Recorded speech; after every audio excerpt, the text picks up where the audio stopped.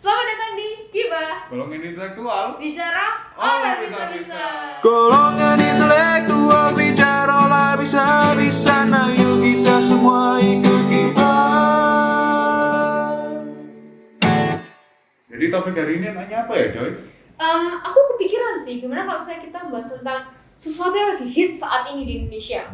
Karena kan Indonesia mau jadi negara maju kan di tahun 2045. Ditambah lagi katanya pada saat itu juga Indonesia dapat bonus demografi. Iya. Gimana kalau hari ini kita bahas tentang gimana caranya kita memanfaatkan bonus demografi untuk menuju Indonesia maju tahun 2045. Keren sih topiknya, berbobot sekali. Wis pastilah, namanya juga podcast golongan intelektual bicara olah bisa-bisa. Jadi harus berbobot dong. Tapi kalau susah kayak gitu, berat sekali, kita nggak keberatan nggak cuma berdua. Nah, kata siapa kita coba berdua? Ini Hah? ada mereka.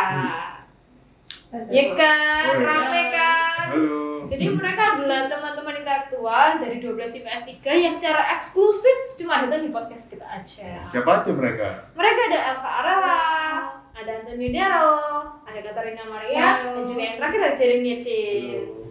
Welcome to Gibah, guys. Thank you for having us. Nah, tanpa berlama-lama lagi, mendingan kita langsung masuk aja ke temanya. Oke teman-teman, jadi hari ini tuh seperti yang sudah saya katakan sebelumnya, kita akan membahas tentang bagaimana cara Indonesia bisa memanfaatkan bonus demografi untuk menuju Indonesia maju tahun 2045. Tapi supaya nggak terlalu susah dan terlalu jauh dari lingkup kita, bagaimana kalau misalnya kita fokusin ke dalam pendidikan aja? Karena kan kita sebagai seorang pelajar kan, pasti kan bersinggungan erat dengan pendidikan di Indonesia. Jadi tema kita hari ini itu pendidikan sebagai fondasi dalam menghadapi bonus demografi kan? Bener banget. Nah, untuk membuka pembicaraan kita pada hari ini, gimana kalau misalnya kita buka dengan pendapat kalian semua tentang seberapa pentingnya sih bonus demografi untuk menuju Indonesia maju tahun 2045? Bisa dimulai dari Elsa? Oke, aku dulu ya. Jadi menurutku bonus demografi itu merupakan hal yang sangat penting bagi sebuah negara. Dan juga bonus demografi ini sangat jarang sekali dan merupakan kejadian langka ya kan. Dimana setiap negara itu hanya mengalaminya mungkin bisa sekali atau berapa, tapi dalam kurun waktu yang sangat panjang. Sehingga hal ini harus dimanfaatkan dengan baik. Karena bonus demografi ini merupakan keadaan di mana jumlah penduduk muda itu jauh lebih tinggi daripada generasi tuanya. Nah, dengan jumlah penduduk muda yang jauh lebih tinggi ini, maka kita dapat melihat adanya tingkat produktivitas yang semakin tinggi. Kan tahu sendiri kan, generasi muda kan sangat produktif kan. sih. Ya kayak kita nggak sih? Iya, bener banget. Ya, jadi gitu kan. Dengan tingkat produktivitas yang tinggi, itu bisa meningkatkan berbagai faktor atau aspek di dalam sebuah negara, misalnya juga perekonomian dan lain-lain. Iya sih. Oke.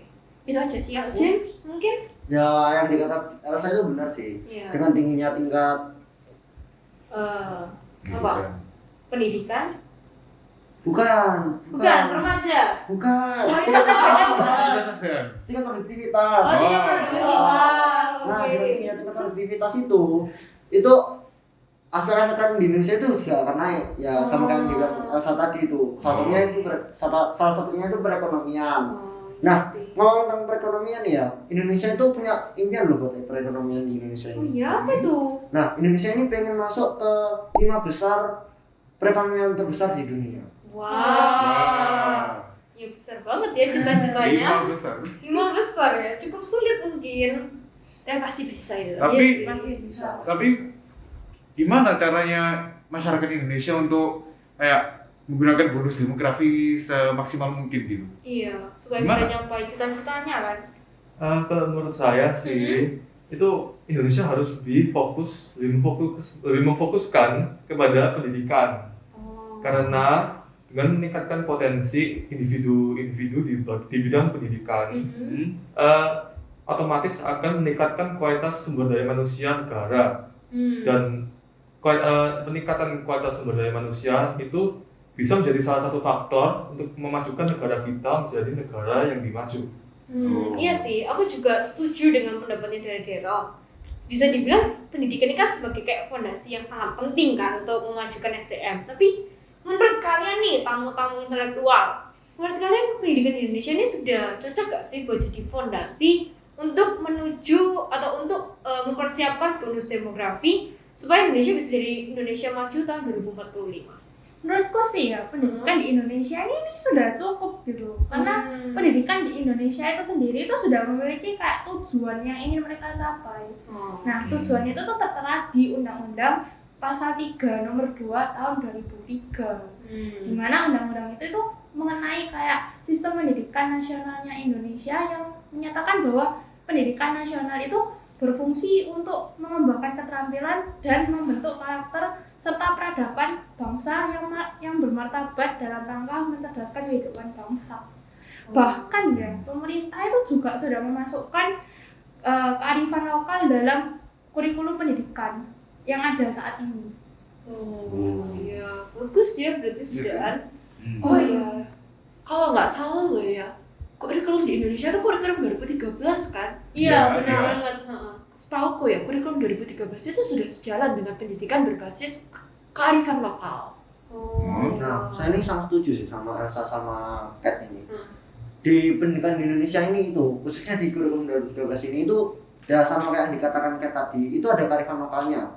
Nah, macam-macam pelajaran dalam kurikulum ini itu ada pendidikan warganegaraan atau PKN, bahasa Indonesia, agama, sama seni budaya. Nah, dari pelajaran-pelajaran ini itu dapat meningkatkan para kualitas anak-anak bangsa ini untuk mencintai budaya mereka sendiri. Nah, selain mencintai budaya mereka sendiri, mereka itu juga ditingkatkan melalui kurikulum ini. Itu mereka juga meningkatkan pendidikan karakter mereka. Ya. Iya sih. Tapi loh ya, aku tuh mau nyanggah bentar, boleh nggak sih? Boleh banget dong. Sebenarnya loh ya, apa yang tadi aku bilang, Katarina bilang, sama James bilang itu sebenarnya benar. Tapi menurutku pribadi ya, pendidikan di Indonesia tuh sebenarnya untuk menyambut bonus demografi ini sebenarnya belum bagus-bagus amat gitu loh. Masih ada beberapa kekurangan. Nah, jadi aku tuh pernah baca sebuah data. Data apa ya? Sensus. Data sensus tahun 2020. Iya. Itu loh ada 8,5% dari anak-anak di Indonesia itu yang hanya lulusan tidak sampai ke jenjang sarjana. Sementara kan ya kuliah itu penting kan buat Iya sih. buat mencari pekerjaan dan sebagainya kan. Iya. Terus selain itu terdapat juga 65% dari penduduk di Indonesia itu yang lulusannya kurang dari SMP. Iya. Nah, jadi menurutku itu hal tersebut itu harus sangat diperbaiki lagi oleh pemerintah. Nah, hal ini itu bisa terjadi karena yang pertama itu tingkat kemiskinan di Indonesia. Kedua, fasilitas yang kurang memadai, kayak misalnya aja sekolah-sekolah di daerah pedalaman itu mungkin masih kurang. Dan juga itu disebabkan oleh tenaga pengajarnya yang kurang. Mungkin di daerah perkotaan seperti Surabaya kayak kita ini, sekolah banyak, tenaga pengajarnya banyak, tapi belum tentu di daerah di luar sana, terutama di daerah pedalaman, itu memiliki tenaga pengajar dan juga fasilitas sekolah yang memadai. Jadi tidak merata gitu Iya, ya merata. permasalahannya. Gitu. Terus gimana ya? Emang pemerintah punya solusi untuk itu? Menurut kalian gimana? Menurutku dengan riset yang aku lakukan tadi, itu pemerintah sudah berusaha dengan membuat program yang namanya RPJMN, singkatannya Rancangan Pembangunan Jangka Menengah Nasional. Nah, terima kasih. Yang tahun 2020 hingga 2024. Nah, RPJMN itu bertujuan untuk berfokus di dalam pembangunan infrastruktur dan berbagai infrastruktur lainnya di negara. Jadi menurutmu dengan adanya rancangan pembangunan itu masalah infrastruktur ini ya sedikit bisa teratasi gitu lah ya? Ya sebenarnya ya benar sih kata-katanya kalau misalnya dengan rancangan pembangunan ini masalah infrastruktur bisa teratasi. Tapi menurutku ya, menurut pendapatku pribadi, sebenarnya permasalahan Indonesia itu dalam pendidikan nggak cuma dalam infrastrukturnya aja. Karena aku kan sempat baca-baca kan, terus dapat data hasil studi dari PISA. Ini tuh PISA itu Program for International Student Assessment. Nah, dari hasil studi ini itu dijelaskan kalau semisal yang jadi permasalahan pokoknya di Indonesia itu bukan infrastruktur, melainkan kualitas peserta didiknya. Karena dari hasil studi PISA ini yang dirilis tahun 2018 oleh OECD menunjukkan bahwa kemampuan siswa Indonesia dalam membaca itu skornya cuma 371, rata-rata matematikanya cuma 379, rata-rata sainsnya cuma 389, dan sedangkan untuk rata-rata peserta didik secara internasional itu minimal tuh 500. Kan kayak kurang sekali gitu kan. Jadi menurutku permasalahan itu di kualitas pendidikannya sih. Kalau menurutmu gimana, Pierre? Aku pernah baca sih data itu, tapi aku juga pernah baca data tentang literasi, peringatan Indonesia membaca gitu.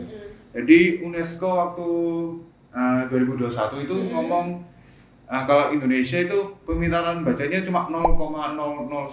Waduh, rendah banget ya.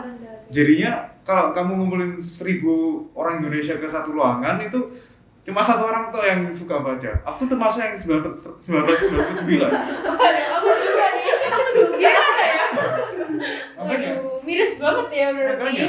Terus saya juga pernah baca tentang riset dari Central Connecticut State University itu mereka itu kan bikin ranking negara-negara yang paling suka membaca gitu.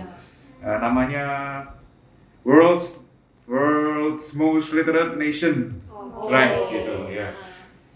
Mereka itu jadinya naruh Indonesia ke peringkat ke-60 dari 61. Oh my god, parah banget ya. Aduh, krisis banget berarti ya. Menurut kalian bagaimana? Ada tanggapan? Kalau menurutku ya, pembacaan literasi itu sangat penting loh. Soalnya Kak, dari baca literasi itu meski yang banyak, bahkan yang sangat banyak itu sangat membantu otak kita untuk bekerja agar kita itu bisa lebih mudah mengingat sesuatu. Nah, bahkan waktu kita membaca literasi itu kita bukan cuma menambah memori baru, tapi kita itu juga memperkuat memori kita yang sudah ada gitu. Iya sih, bener sih. Oh, pantesan apa negara kok membuat duta literasi nasional gitu. Oh iya. Kalau nggak salah namanya Najwa Shihab. Ya.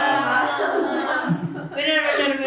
Nah itu menurut saya sih duta literasi nasional itu penting karena seperti Mbak Najwa itu dia itu bisa menjadi seorang idola bagi para remaja. Kan si Mbak Najwa kan suka membaca. Iya sih. Itu seperti yang dikatakan oleh ahli Robert K. Merton. Oh, ahli sosiolog gitu ya? Iya.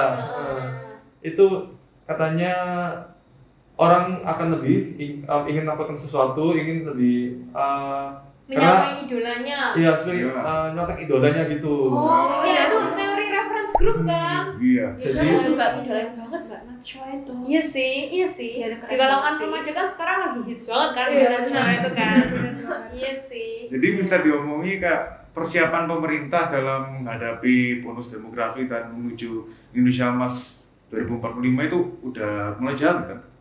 Iya sih. Iya, Ya bener banget ya, karena sekarang dengan semua informasi ini aku jadi bisa tambah pengetahuan gitu loh kalau misalnya pemerintah itu sudah melakukan segala banyak upaya untuk mempersiapkan bonus demografi untuk menuju Indonesia Maju tahun 2045. Dan juga ya karena kita sebagai anak muda kan, generasi muda, kita jadi harus juga ikut berusaha gitu bersama pemerintah karena kedepannya yang menjalankan bangsa ini bukan hanya pemerintah yang sekarang tapi juga kita sebagai generasi muda saat ini. Iya kan? Iya, makanya kalau mau mewujudkan Indonesia Emas 2045 dan mau masuk ke top 5 besar top ya 5 kan? besar perekonomian di dunia, kita sebagai generasi muda harus belajar sebaik mungkin, juga mengembangkan potensi kita sebaik mungkin juga, semaksimal mungkin. Oleh karena itu kita harus bisa memanfaatkan bonus demografi untuk mendorong Indonesia menjadi semakin maju supaya sampai negara-negara lain yang udah maju. Iya bener banget ya. Iya sih. Dan juga kalau misalnya bonus demografi ini kayak miss, tidak diperjuangkan, tidak dimanfaatkan sebaik mungkin, bisa-bisa kedepannya Indonesia bukannya jadi lebih maju tapi bisa jadi tambah terbelakang gitu nggak sih? Karena kan masyarakat yang generasi muda saat ini tidak akan selamanya jadi muda, bisa jadi kayak kedepannya kalau misalnya nggak dimanfaatkan dengan baik, mereka keburu tua, jadinya jadi beban negara kan? Iya sih, jadi pemerintah harus sepintar-pintarnya memanfaatkan bonus demografi yang akan datang. Iya sih. Ya kerasa sih podcastnya sudah selama ini. Iya ya, cukup Iya. lama ya. Ya aku sampai lapar. Iya ya, aku juga bunyi-bunyi mulai tadi. Oke, kalau gitu kita stop sampai di sini aja gimana? Iya, stop sampai sini aja ya. Iya. Terima kasih untuk teman-teman Iya. intelektual yang udah datang, Iya. udah mau masuk ke podcast kita, dan terima kasih ke penonton-penonton intelektual yang mau membuang waktu untuk dengerin kita gibah. Ya, terima kasih dan sampai jumpa di tugas podcast selanjutnya. Dadah. Bye. Terima kasih untuk mendengarkan kami. Semoga kalian jadi lebih pintar. Sekali lagi, terima kasih. Sampai jumpa di Gibah selanjutnya.